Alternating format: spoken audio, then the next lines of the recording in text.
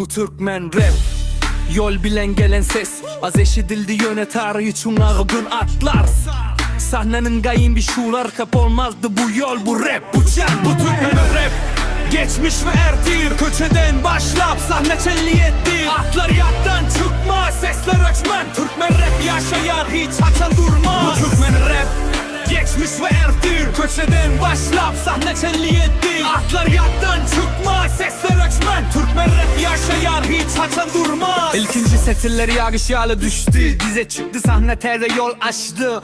Yağmurlar dine aydım değil alama. Türkmen rap için başlanan bir tarihi ol vakti rap.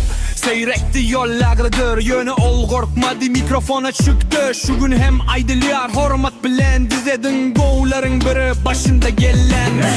Krasnovatsk'ten gelen çın ses up to date. Old school hakikat yameney. Köçenin dili bilen durmuş nem boysa aydılıyor gizlenmen. Gündel yönü ruhu güçlü, her setirinde geçmişin ısı o rap bezek del. Bu söz bu yol yaptı dayı könemekte bin canlına şanı.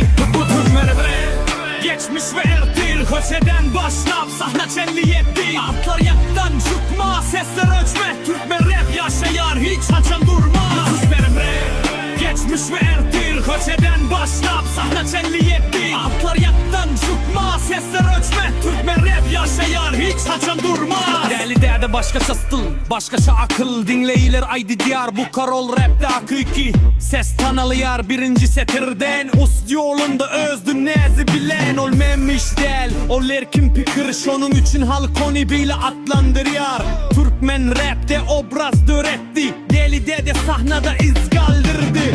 West Beater tarih yazılı sahne. Televud niyede çıkış eden ilkinci rapper. Dünya aydım del, ol bitem yasayar. Gizil arı beats, sahneni sildi. Uli edimler, uli jogap kerlik. Türkmen rap için açılan tere kapılar urvar merti.